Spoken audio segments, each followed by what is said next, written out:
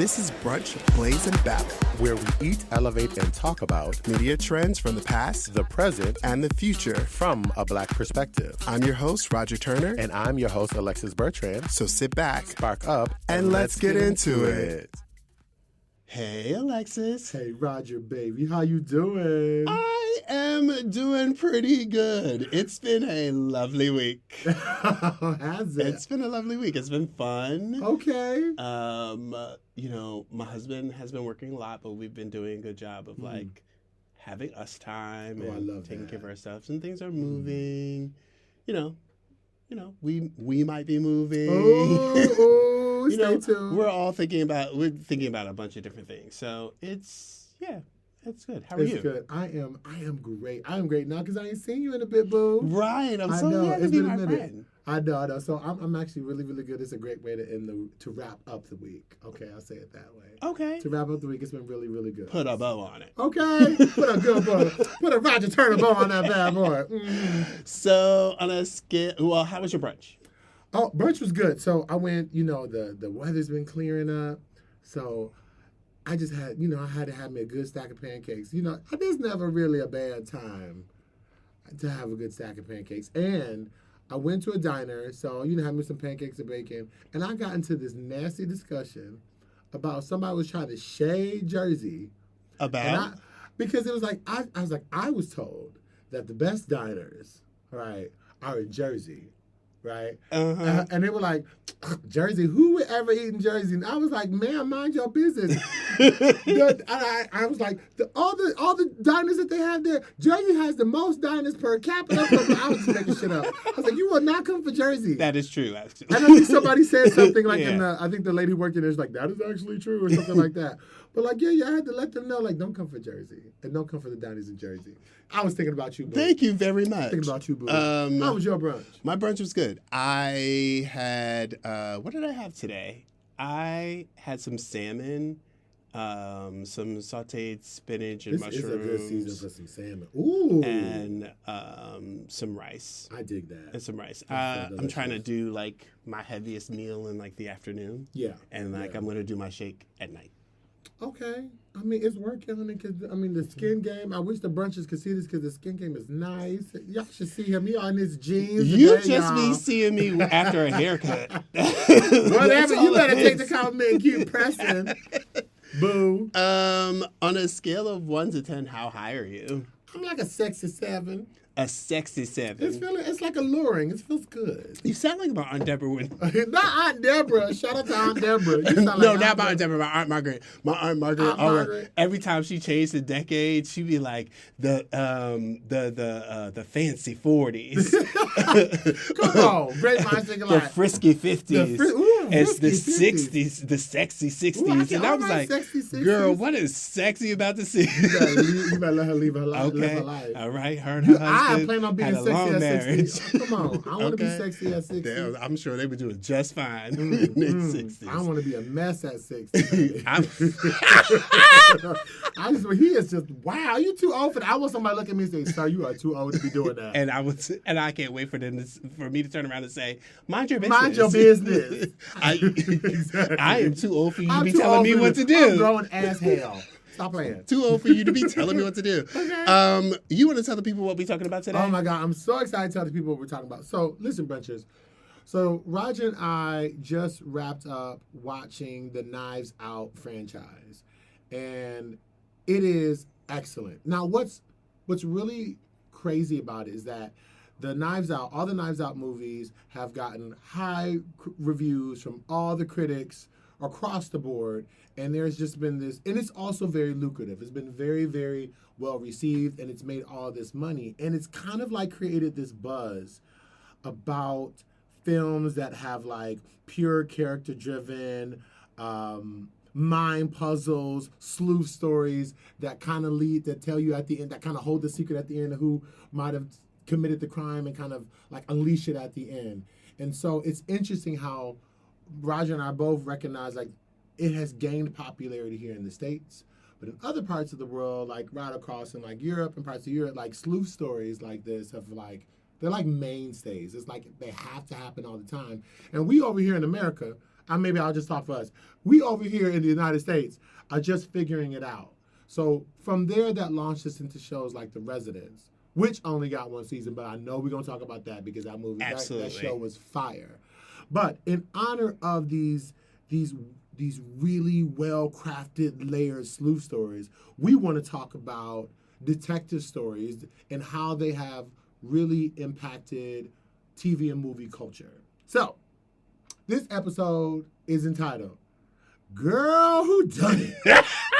I love that title. I love that title so much. Gurrl Whodunnit. Whodunnit over there. Because as black folks, we do love a good mystery. Okay. Okay, that's our best. That's the kind of tea we want. I can't. And if you're gonna spill some tea, the best tea is if you're gonna tell us some tea stories, you gotta tell what happened. So what had happened and was... then drop who had did it at the end. So we all can be like, bitch, what? Like, we live a good detective story. Let me tell you how detective is so much black culture that we love a good old, so what had happened was... Right? You see, or quiet as it's kept.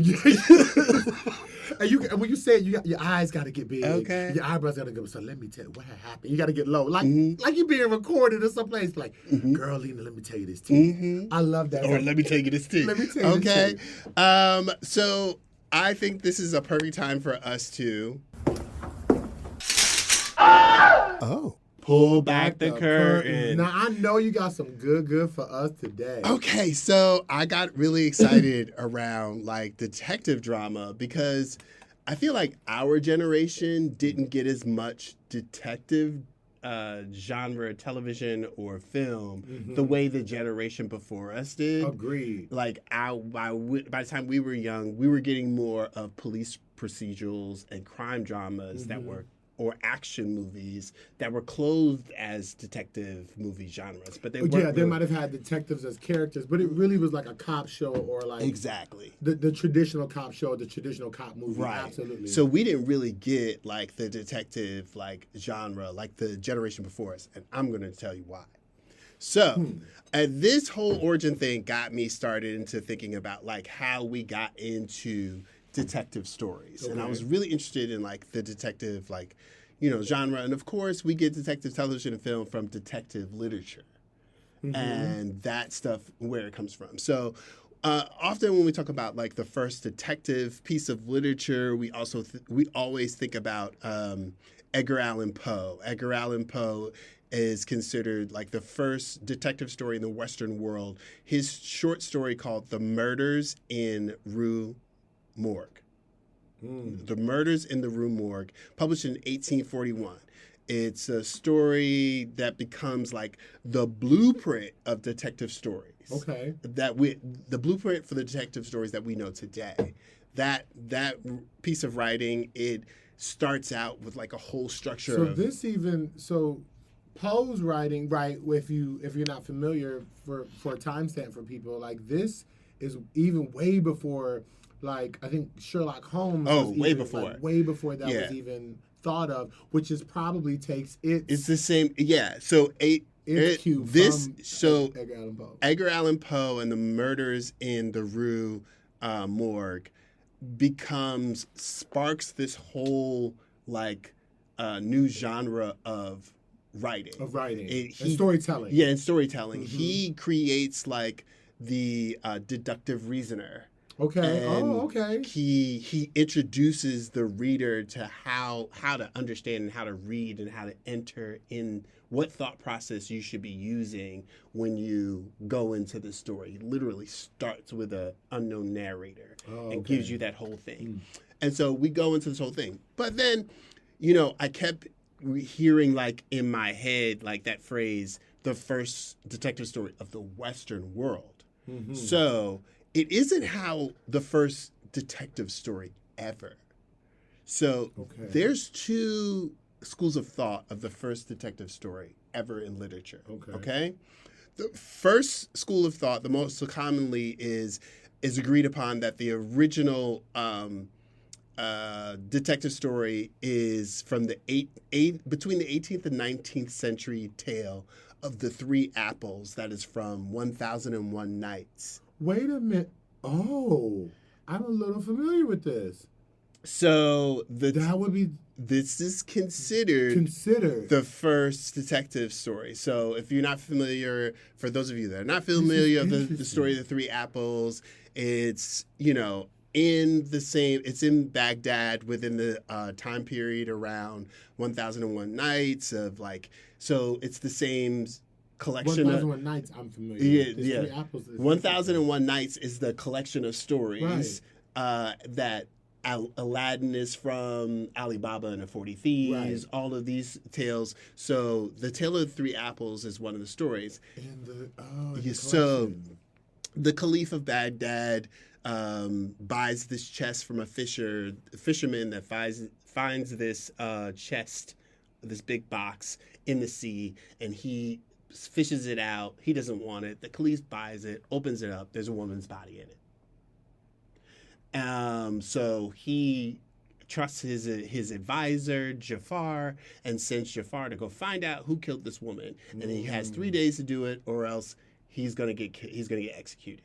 Okay. Then the story goes from there. Yeah, the story goes from there, and he needs to find it. And it's a terrible example of a detective story. But I mean, it's one of the first. But it kind of is, though. It is one of the first. It's one of the first. Now, the second one is less commonly thought of, but I'm of the thought process, this is the original story, detective story. This one is less commonly believed to be, I'm of that group. I believe it. It's from between the 2nd and 1st century. It is called The Story of Susanna and the Elders. The story is an extra-canonical text of the Bible. It is a text that is more annexed from the book of Daniel. Daniel is 12 chapters, but this would have been the 13th chapter that wasn't voted highly of the canon to actually go into the Bible. Mm-hmm. And there's a couple. And this chapter is like a detective story. So Daniel, okay. Girl, don't give us too much, but just help me out. So it's very quick. Susanna, woman, she's in it. She sends all of her attendants away, goes into her garden, and there's a pool in her garden. She wants to take a bath. Okay. While she's taking a bath, 2 elders are spying on her, looking at her take this bath. Right. She comes out of the bath, goes onto the street. The elders tell her, "Hey, give us some," because they're trying to get her to have sex with them. And if you don't, we're going to tell everybody you were having sex in your garden and that we saw you. That's what we saw, and we can tell them, we can convince them because we know exactly what you look like naked.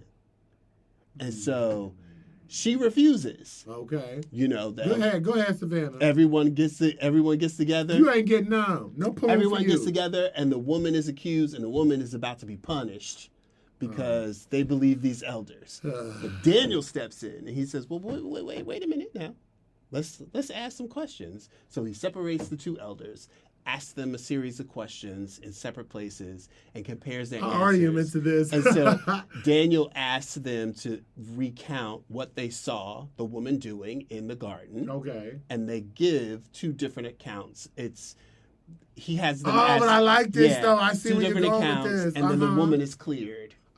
So we've seen this in modern day detective tales. I love this. So there's different theologians and that don't believe that this is it's more of a story about a puzzle than actual detective, and that it wasn't used in the Bible because it wasn't really true. Blah blah blah blah. Now I believe I believe, and I understand, and I believe some other writers that have said that the text was not included in the Bible because this Bible would have hipped women to a common grift that the elders of that time that would have been were skeevy as hell. Were using nasty on women. Ass. They were nasty ass people. That's right. There was nasty people in the Bible. So the literature. So after these 2 stories, then Edgar Allan Poe, television explodes. television and film explodes into, well, literature explodes first, and you get great writers like Sir Arthur Conan Doyle's Sherlock Holmes. Agatha Christie got a slew of detectives from Perot. Yeah, I mean, she was racist, but we love her.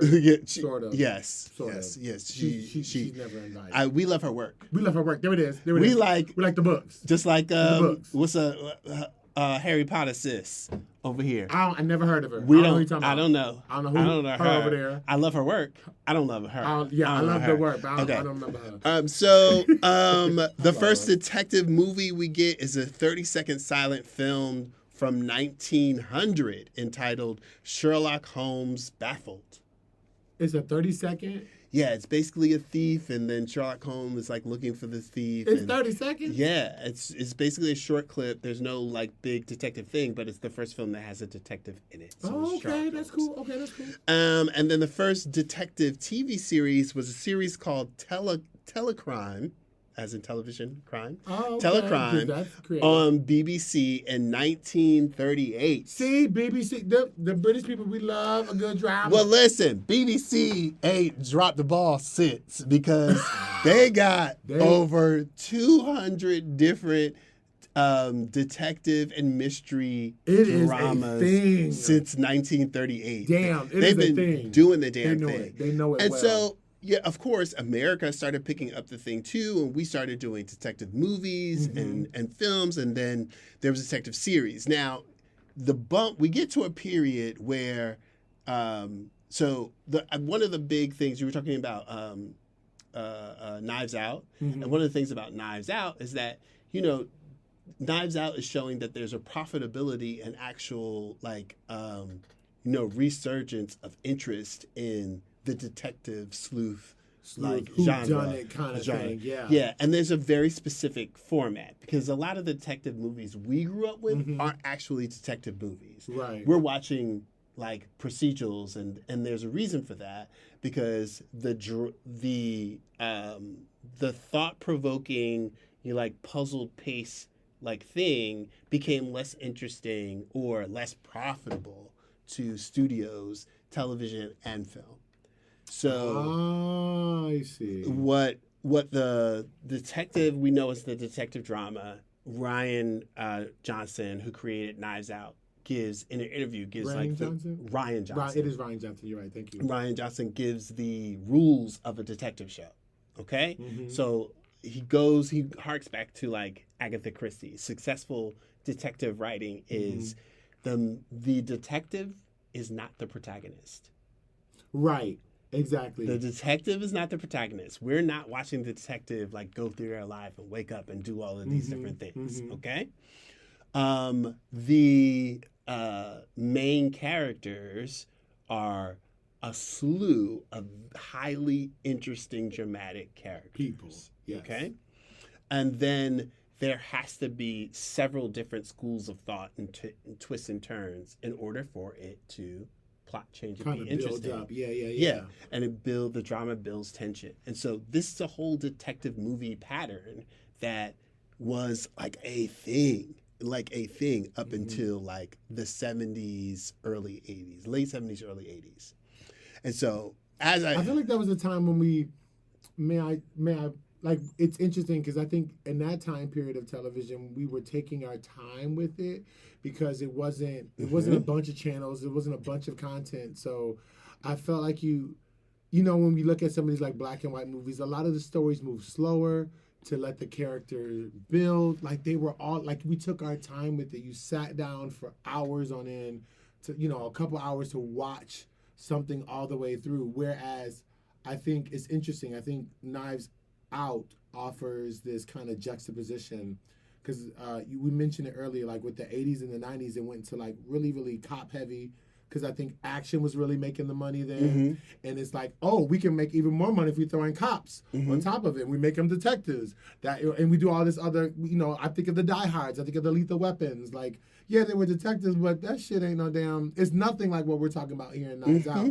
And so, and I feel like the pace of us consuming content has just gotten faster and faster and faster. And here comes Ryan Johnson. Who's like, I'm gonna slow all of that down. And we fell in love with it. We fell in love. It's like we returned to form, like because you said. there's a return to form. I think the thing that's different about like a detective like paced story is that it changes how we think through a story. You are now being presented with pieces of evidence, and like the detective story done as like the Agatha Christie like format of the detective is not the main character. Most of the voice in what you're watching, because of that, as you're watching it, you are the detective yourself. Yes, you become the detective. Like, and the people that get excited about that, like, you don't want, like, if you want the answer thrown out for you and like laid out for you, it may not be an enjoyable watch for you. But for those of us that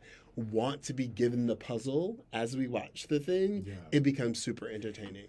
Yes, and I think to your point with these Knives Out films in particular, thinking about like with the Agatha Christie novels or the Sherlock Holmes, we could read something.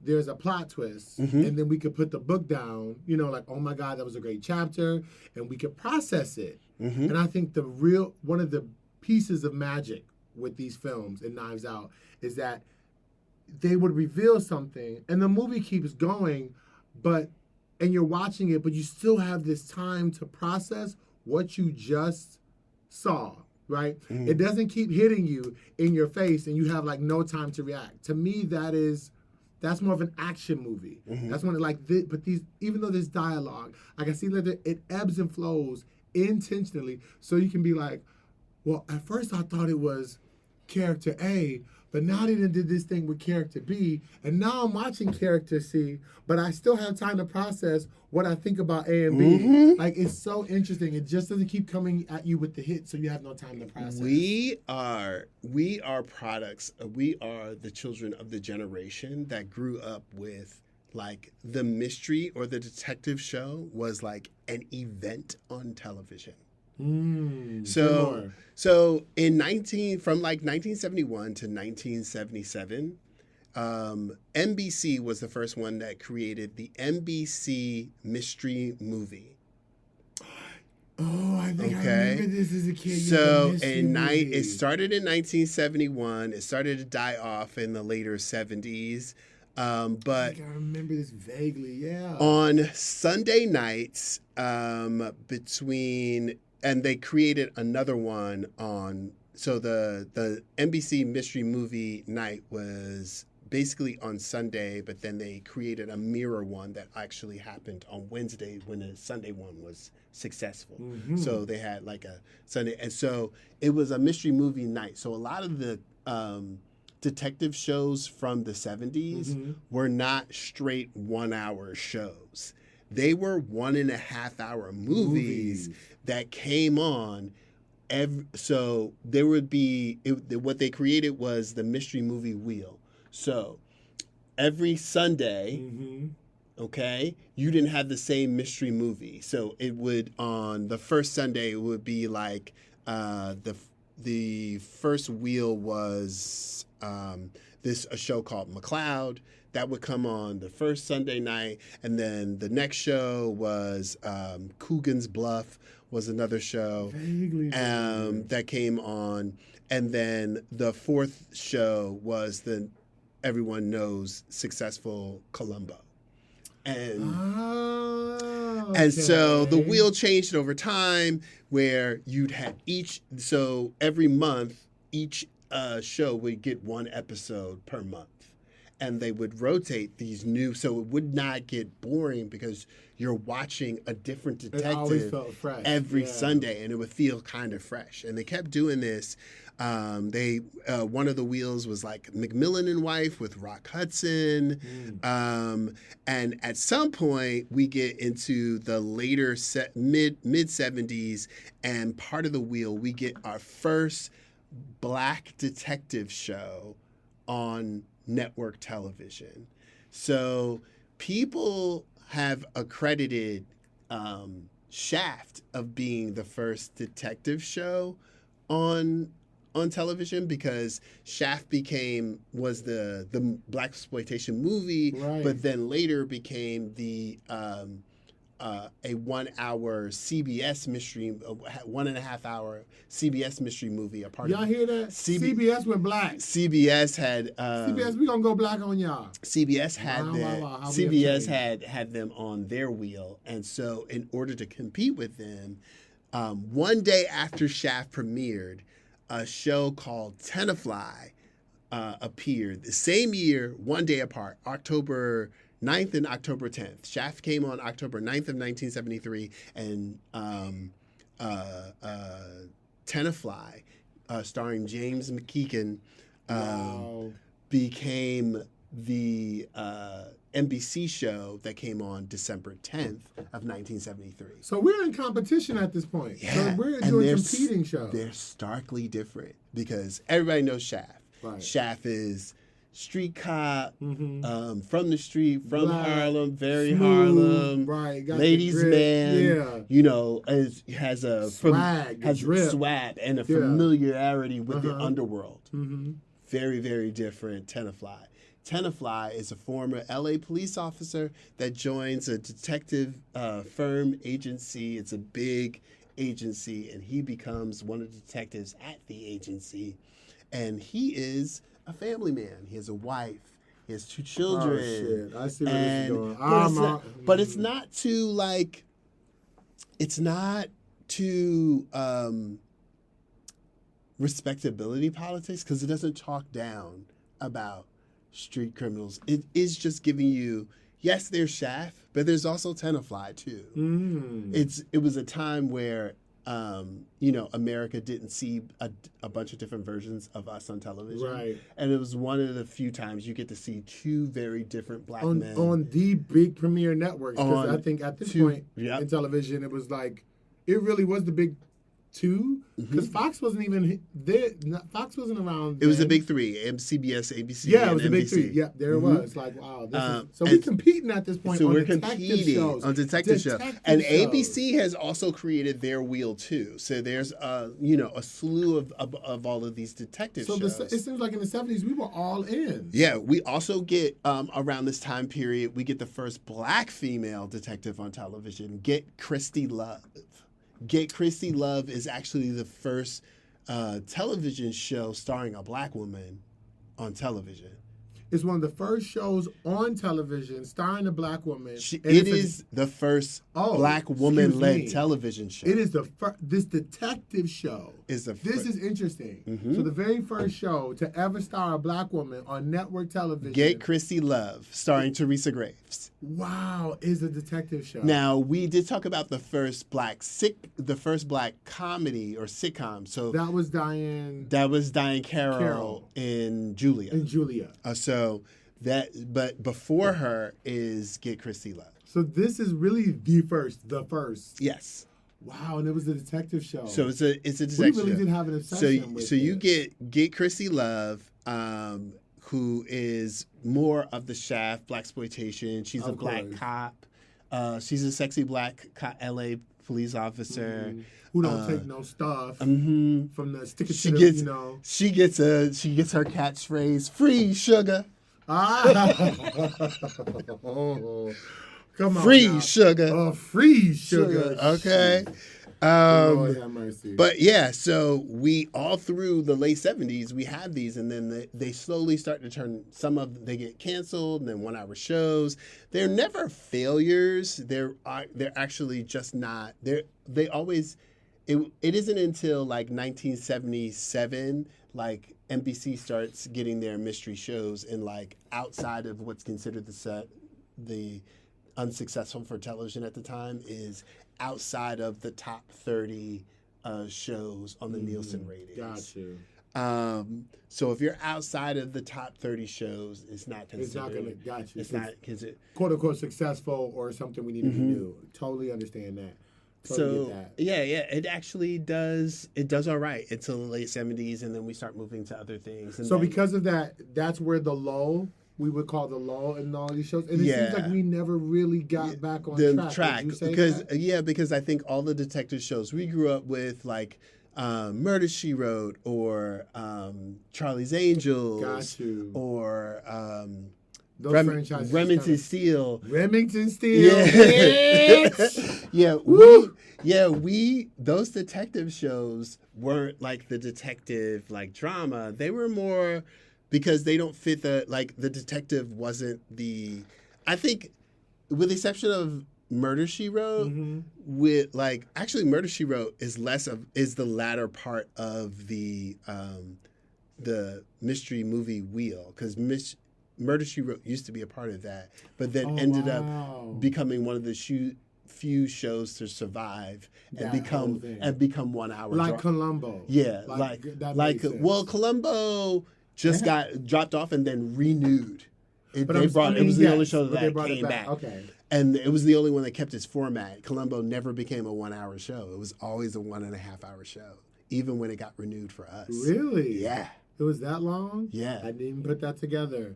Okay. So they don't really fit the detective is not the protagonist of the story. Okay, so interesting enough, we already established that over in the UK, they have just been doing it. They just pumping it out, right?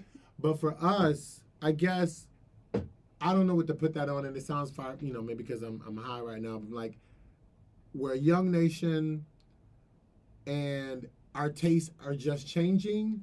I feel like as Americans, because we got away from it, especially in the 80s, we're becoming a lot more obsessed with like law enforcement.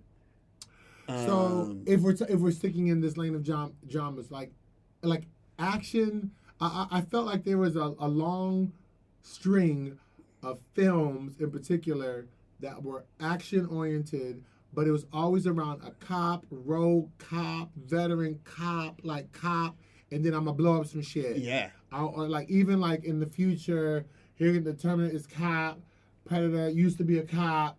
We in space. I'm a space cop. Like it just seemed like we just went in on that. To your point, yeah, we did. And we wanted it to be fast and furious and have it to blow up. We didn't want the storytelling. We didn't want the character driven. It's like we want to give you 15 minutes of character, and then we give you a little bit of a puzzle. A little bit of a puzzle, and then we get in a car chase. It's a car chase, yes, and then firefight. Like that's what it felt like. Yeah. Like and it's like we ran away from deep storytelling. Like we didn't really care about these characters. Right. We don't get to pertinent like character witness that we can start getting a piece of evidence from until after we've had like a car chase or a gunfight. Okay. So interesting that you say that it came to cops, right? We got more into cops, and I know, Brunches, you don't know this, but Roger and I have talked about this, right? Like there's certain shows that I watch that I love, that I think would be considered cop shows or procedural dramas, and Roger is like, I don't like them. He don't fool with them at all. I don't like them. Now, and I love this. We talked about this before we started recording. I love this. Can you tell us why? Because I think this is important to the story. I have a hard time being able to watch police procedural shows knowing what the law enforcement actually does to Black people. Okay, yes. And so, absolutely. And I was like, when you said that to me, man, when I tell you that stuck in me, like that stuck in my heart, I was like, but he's not wrong. And so what I think I wanted to, it made me explore, right? Because we talked about this when we talk about history. You have the the overseers and the slave owners. Where did they go once it was outlawed? Yeah, they became police. They became police and law officer. enforcement. And so I think that you take that beginning, right? This position of law enforcement always meant power. It always meant authority. And I know we know exactly what our people have gone through in the eyes of law enforcement throughout all of history. So I think what I found fascinating is here we have one of the oldest systems that wasn't designed with our success in mind, because they were designed with us in mind, but not in the ways that we would. Right. And so I have learned to find it fascinating when I'm watching, or maybe I've always found it fascinating. There it is. when I'm looking at characters, black characters in film and black characters who are operating in systems that were not designed for us. I think, and so I'm like, this is why I'm like, so when I get to like, I was thinking of Sidney Poitier, right? And in the heat of the night, right? Mr. Tibbs. They call me The Mr. Tibbs. Like you're watching this man, you're watching this black man, smart detective, try to operate in a system that was never designed for him. Oh, not try. He operated. Let's be clear. Yes, I stand corrected. Thank you for the correction. Yeah. He did. He stood on that shit. Yeah, like there's so much about like that movie that seeing what it takes for us to like operate in such a racist, obstructive system. And so on that pedestal typically is the law enforcement officer, which makes this very different than what we're talking about with these detective stories. Because the first thing you said is the detective is not the main character. It's not the main character. It's not the main character. So it helped me realize like, oh, okay, I don't necessarily like cop shows. I do like procedural shows. I do like the procedural stuff, especially when they do weave the story into like in a whodunit kind of way. Those are my favorite, but you're right. I also can't stand cop shows, but I do like the procedural dramas. And I have learned through us talking about Knives Out, talking about The Residents, of which I know we're going to get to, I now see like detectives really, it's a very intentional way of telling these stories. Yeah. That is vastly different from any of this cop show shit. Right. So I have had a hard time with like cop shows, basically. But you like Knives Out because even though this is a detective, this is law enforcement. It's still it's not centered. It's not about like, the good guy chasing the bad guy. It's about solving this problem. Exactly, and like you see the law enforcement part of it. It's like very little screen time. It's like somebody somebody in handcuffs is like 2 minutes out of this whole tale. And I'm like, oh, this is what he's getting at. Like this, to not center law enforcement.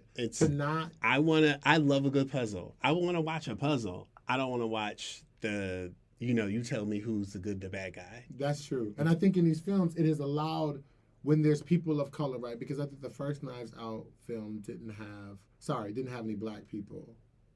Oh, yes, they did. Who was I don't know who the black. I'm thinking of the first one. Yeah, the first one it was a black police officer. It was it'll come to me. But my point is Lakeith Stanfield. Thank you.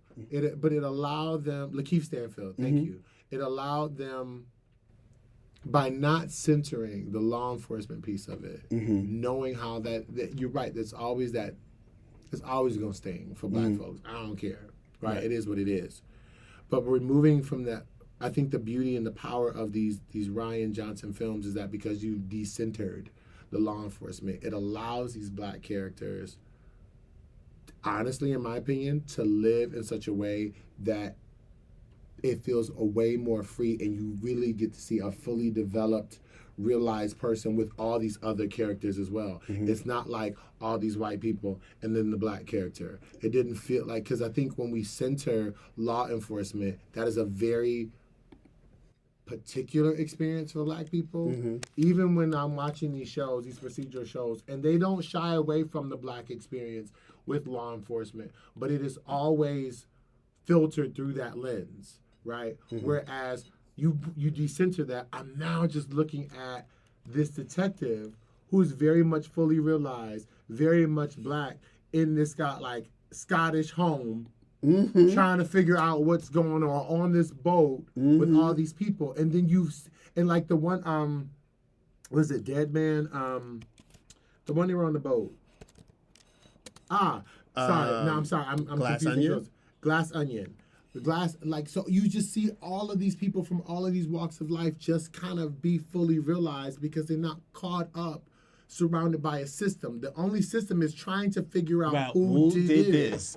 It's so good. So I think that's all right. I think it's a good place for us to start talking about some of the things or properties that we really enjoyed. So, thank you for that pull back the curtain. I had no idea. Oh yeah, free sugar. I'm not gonna forget that. Free sugar. All right. So what you got? Some of your favorite pieces. So of course, I love the resurrection of like this whole detective format, Ryan Johnson and stuff. So this Knives Out series, all of them are good. I can't lump them up in just one, but all three movies are so good. Like the character's so interesting. I like how the main detective, Benoit Blanc, his character is evolving every movie. You're getting like little tidbits of his life, but we're not focused on this one character all the time. And we get all of this, a plethora of different, like, really great actors and really great performances, really great characters. They're having fun. Listen, this last one, Dead Man, Wake Up Dead Man. Josh O'Connor as the listen, sir. So clever. You did this thing. That was so good. He's had a great year, like Oscar wise and like film wise. He's had some really great stuff. But Josh O'Connor as the priest in this, Kerry Washington, Kerry Washington showed up to work today. And she's like, I gotta pay these bills. These bills are coming. It was so, and everybody looks good in these films, by the way. And they are giving incredible performances. And they're just so late. It's the best scenes. Because I love how we're giving like the no spoiler for friends who haven't watched this, for bunches who haven't watched this. But I will tell you my favorite scenes out of that show up in each one of those films is the group scenes. Every time there's an opportunity where they have there's 6 of them or 5 or more of them sitting around and they're discussing some part of it. It's so good because like you said, Carrie shows up and she's acting her face off, but you will see somebody else in the cut doing a little sly little look or something. And if you're not paying attention, you miss it. It's like Ryan's like, no, I want you to go in on this scene because all these other little small sleight of hand moments are happening that you don't recognize it. And I promise y'all, these are worth watching them again, at least once over again, because you're gonna see something or you're gonna hear something that you didn't catch the first time. Right, absolutely. And it shows you just the masterfulness of all of these accomplished actors and a really great writer and director. And it really makes you watch a puzzle. You really feel you're really watching a puzzle. You really feel like you're putting the pieces of a puzzle together as you're watching it. And I think I like these so much really quickly because I think there was a few years ago when they did a remake of the Murder on the Orient Express. Yes. And the cast was very multicultural. And I thought it was really well done. It is the well problem done. is we've heard this. Yes, the characters and the stories were not fresh. Oh, and this is why Ryan Johnson, he does the same thing as like the classic Agatha Christie stories. But the stories are now fresh and they're fresh characters. So I really enjoyed it. What you got? Can we talk? I've mentioned it twice. Let's talk about The Residents. The Residents. Can we talk about this? What are y'all doing over there at Netflix, y'all? I was like, really? I gave her 1 season? You gave it 1 season, and their excuse is that it was too expensive to make. I was like, honey, it doesn't need to be at the White House again. Stranger Things was $1 billion. No, okay, let's stop. But it didn't need to go there. Honestly, it didn't have to you be. You could have pulled all that back. You could take Cornelia Cup and take her to a whole nother situation. First of all, in fact, her name was Cornelia Cup. It is the best detective. Like, she was eccentric and she was like interesting and she was dramatic. Like, she had me at when she walks in the door and goes, so many dudes. It's like okay. I love this show so much. Uzo Adobo. Yes. Adobo. Not adobo. You know my adobo. Uzo Adobo. Girl, she cooking chicken. You are hot. Go ahead. Uzo Adobo. Sorry, Uzo. I love adobo. My hot ass mess. Adobo. I'm gonna stop. I love you. I instantly, when I saw her come on screen, I was like, I loved How to Get Away with Murder. I loved Scandal. And, when I say she instantly carved her own lane. Yes. In ways that I'm like, this is incredible. And it had the classic comic bit that you put in. She made it way more funny than I thought it was going to be. That bird watching bit took me out every time. Every single time. And the cast around her knew Yeah. how to vibe with her quite Yeah, well. I would love to see Randall Park. Randall Park. I would love Yeah. to see Randall Park as like a Watson character to You know, Uzo's Cornelio Cobb. That's why I think we wanted a season yeah. 2 because I'm like, there was as some Agent great chemistry. as Agent Edwin Park, like I was like, oh, I love this pairing, this like tense like relationship, but then he now becomes the apprentice, even though he wasn't a believer, and now he's like, it's so good. He was the not believer, and now he's a whole different. He's a skilled detective, but now he's a whole different type of detective because now he's working with the best. Because her skill set is just vast and deep, and it's really great. I think our point is when you have something where you allow the characters to grow like this, at least it needed a couple more seasons. It needed a couple more seasons. They would have done. Hopefully they don't do let it. it die. I'm hoping. In my mind, why I thought it got canceled because America can't handle a smart black woman. The smartest person in the room being a black woman, because I think that's too much reality for everyone. Oh, thank you. I think a lot of people experience in their everyday lives that a black woman is the smartest person in the room and don't want to acknowledge it. We are inching ever so closer as a society to realize we need to start listening to black women all the time because they be telling us and we be like listening. And I feel like that amazing show was a little too much truth for too many Americans. That's true. They was like, oh, damn it. Like, but it was a gorgeous season. It's still worth so y'all who are listening, it's still worth the watch even though it's only one season. Uzo does some incredible acting. I just rewatched it and I was like, why? It is bingeable. I was like, too. why have I not rewatched this in a while? I'm going to rewatch this again. It was a gorgeous season. Season. The Residents. I'm glad we had to talk about that. What else you got? So I have. The Residence was yours. Residence was also one of mine too. One of mine too. But I'm gonna give you something that is from 1973. It's older, and I'm gonna name. Like a throwback. Give me something vintage, baby. Okay, and I'm gonna give you a writer whose name you will never think of in detective movies. You going? Right. Okay. So, what if I told you Stephen Sondheim? Yes, Broadway. Stephen Sondheim. Yes, the Stephen Sondheim Follies, Merrily We Go Along, Sunday in the Park, Into the Woods. That Stephen Sondheim. That co-wrote. Iconic composer. Co-wrote a detective sleuthing mystery genre movie called The Last of Sheila in 1973 with Anthony Perkins. What?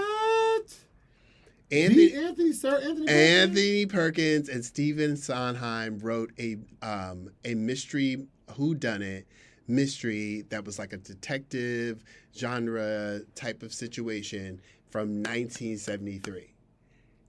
It's brilliant.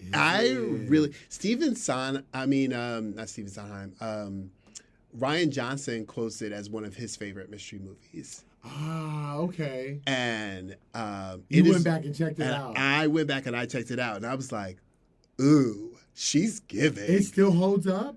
It still holds up. I love that. I mean, it's the 70s. I know it's the 70s. Yeah. It's the 70s. Yeah. But give me the name again because we got to check this out. The Last of Sheila. The Last of Sheila. Yeah, honey, I had to find it. I think I found it on Amazon. I had to buy her.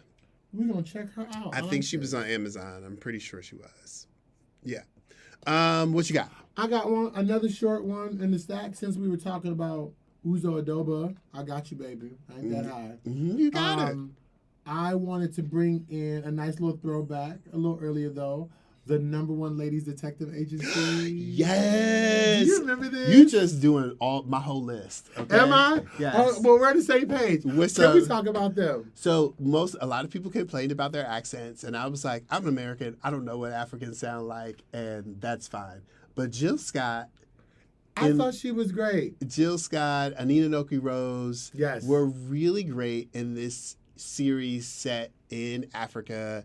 I think I'm trying to remember what country it was in. I get that they were right. The accents were a little. It was just a little rough.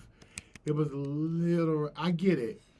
It was a little too hard. Like it was just they just go too hard with it. It's like, oh my God, who trained these fools? But I was like, I don't care. The show was great. I'm gonna let it go. I numbed myself to it, but I definitely understand my African friends were like, what are they doing? This is so disrespectful to Africans, and I was like, I'm sorry. I'm so sorry. I get it. But yeah, a woman in Botswana decides to open up her own detective agency. And it's a great series. I really enjoyed it. It's a great series. I mean, I feel like that show walked so the residents could run just a little bit. You know, ran a little bit, just ran a little bit. I'll give you that. I give you that. What else you got? See if you got something else on my list. I mean, you done took everything off my list. Oh, I'm sorry. That never happens. That is rare, y'all. That is a rare moment because your list be. Give me I have something else, but I gotta find it. But okay. Go ahead. So I'm thinking I also wanted to add in True Detective because I like that one with Mahershala Ali. It was one of the first times that I got into Mahershala. Sorry, not Mahershala. Yeah, Mahershala Ali did True Detective on HBO. I thought it was really, really good too. It reminded me of like a fresher version, even though that was a little bit more procedural. There were these moments in what some of these shows do. They'll have like the episodes where it's like there's procedure in there. But then they'll have like this one character or this one story plot that's developing through the whole story. Mm-hmm. So it's like there's this whodunit on the end of it, which I kind of like, right? There's like the second story that's just, it's going to crescendo towards the end, which I felt like it did. And I just, again, interestingly enough, seeing Black people in spaces and places in a system that ain't meant for them. And they still like, I'm going to show up. Like, it was giving me modern day Tibbs just a little bit. And Mahershala Ali is just an incredible actor, point blank, period. So I wanted to throw in True Detective. Yeah. All right. I got a couple of nostalgia ones I wanted to. Oh, come on. I like that. You rarely do nostalgia like that. So give me some nostalgia. What you got for me? All right. So put me in. It's not really a detective show, y'all, but it's about detectives. But what are you talking about? It's more of an action series. But this is different for you. I really enjoyed this. I'm going to say a title, and I'm not talking about Lucy Liu or no Cameron Diaz. Or Lucy Liu, or what? Homegirl with the talk show, and my girl Drew, Drew Barrymore, Cameron D, and Destiny. I'm not talking about none of them. Okay. Okay. We talk about Destiny Child. I'm talking about the original Charlie's Angels series from the 70s. Good morning, Charlie. Yeah. Bitch, I wanted to be a Charlie's Angel so bad. Listen, I should know I was a gay boy then, girl. I should have known that I was gay. That my 3 favorite shows was The Bionic Woman, Wonder Woman, and Charlie's Angels. Weren't they? I wanted to be an angel so bad. Good morning, Charlie. Good morning, Charlie. What are we doing today? I want to save the world in a cute outfit and a feathered wig. Yes. These 3 women who weren't successful and did not get great jobs after graduating from the police academy get hired for the Charlie Townsend agency and become 3 of the best secret agents. Best of the best detectives. Oh, and the best plot lines when it was like trying to figure out who they were after and like who did it or who sabotaged the thing. And they always look pretty doing it. Like I lived. Charlie's Angels will forever.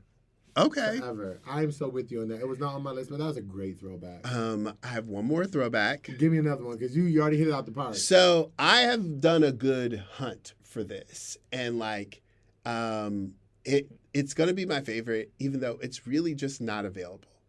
Wow. So there was a show that I talked to you about that premiered in 1973, starring the first Black man as a detective called Tenafly from NBC.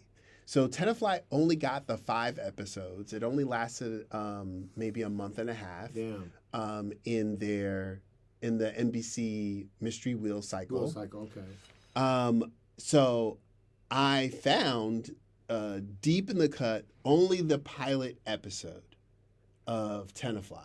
You cannot find the series anywhere. That is sad. You cannot find all. That's like history, though. The last episode stars has like a major star like Sal Mineo at the time was in the series, and I was like, oh, I want to see the rest of these shows, but it's not It's available. lost in the vault, Gurrl? NBC does not have it available in the vault. And I've written 3 emails. I've sent several I phone love you. calls You are such to a- you that NBC dude. Universal's archives to be like, hey, why is it that the first black detective on television is not It's only 5 episodes. Y'all got to sit in somewhere. is not available anywhere? Hmm. I would dare to say he's probably the first black family man that we see on I television. mean, when you said that, I was like, wow, wow. It's the first black man, like family man, that we see on television. And we can't find it, y'all. Y'all hear that? We can't find it. What's that saying? and we What's that can't saying find right it. there? But yeah, those 2 shows I love really that. enjoyed. But if you can catch the pilot, you can find the pilot episode, which is about almost an hour and a half on YouTube, and it's good. All right, the 3 that I wanted to offer up the trifecta, because we talked about this. We talked about like how the cop shows came into being. We talked about the pacing of the detective stories. And I think that these 3, which are more modern, kind of give a fresher take. Idris Elba's Luther, Okay. because I think it did show a lot of his personal life, as he didn't know the pieces. We didn't know the pieces. And when he finally discovered what was happening, we were all there for it. But there is a little bit more action in there. There's a little bit more fast-paced stuff. Also, Cross with Aldous Hodge. It's a good. I'm man in the is- middle of season man 2 is right fine. now. It's a well-paced It's really show. it's giving me. Is it giving you a little bit of like a little Born Identity with a little bit but it's toned down. It's not wall-to-wall action. Well, it's a James Patterson novel, so like That makes sense. it's basically based on James Patterson's novels of Cross, and like Yes. so it a lot of what you're seeing in the show is directly You from the remember when books. Tyler Perry did that movie? I try not to. Okay. Okay. 'Cause Okay. I was so excited about because I've I read kn- the books. Yes. So I was yes, so you're like, excited. Alex Cross is gonna be a black man. We're like, I was like, oh, Alex Cross is going to be in the movie theater? Yes. And so it's Tyler Perry. And I was like, you know that man can't leap from no. and I was like, you know what? I hadn't seen him in a dramatic thing yet. And I was like, maybe he might do a good job. Oh, you did it too. I said, this was eearly Tyler. Yeah. I like it was one of his Yeah. first movies he did not make that Yeah, he's in. He wasn't addressed. And I was just like, It was the first one he wasn't addressed. he's not in a dress in the movies that he's in dresses in. I stand by what the hell I said. I said what I said. Okay. The last one I want to offer. Have you checked out Watson with Morris Chestnut? Yeah, I tried to give it a chance the first Okay, so this is what I was episode. gonna say. Like, all of them are created equal. I did, but like, she wasn't. I was like, Dude, all right. he's You know fine. what? This man is fine. I said you needed a check, sir. This is But you need this check. but I think to this point, no one, not any old body can just pick up these kind of really layered characters you have to give all of this depth to characters without being physical. Like, you have to tell it through the dialogue, you have to tell it through the movements, you have to be subtle, and he then- just ain't that kind of actor to because me. you're also trying to create the detective genre without the detective genre format. So you're making the Good whole point, good series about Watson, about this character, but it should be about like the puzzle and these other things. Yeah, I'm like, it didn't, yeah. Watson isn't very interesting. On his own, like, he was only interesting when he was either solving something Right. or working with Holmes. Right, like, right. maybe that's why I was like, I checked it out and it just didn't. Right. So I was like, it if you didn't work for might me. for people who are fans of Morris. I mean, go for you it. want to go look at Mara's always good to look at. Who you telling? Just turn the volume down and just watch it. Have a good silently. time. Have a All great right, time. don't not too good of a time. No, okay. So I did want to talk about a detective show that people don't really think of as a detective show, because you just mentioned Luther with Idris Elba, but Idris Elba also has an Apple TV series called Hijacked that's in his 2nd season.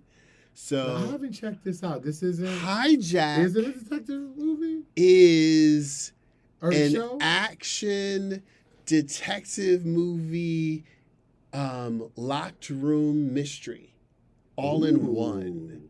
Okay. So, Okay, I'm kind of here for this.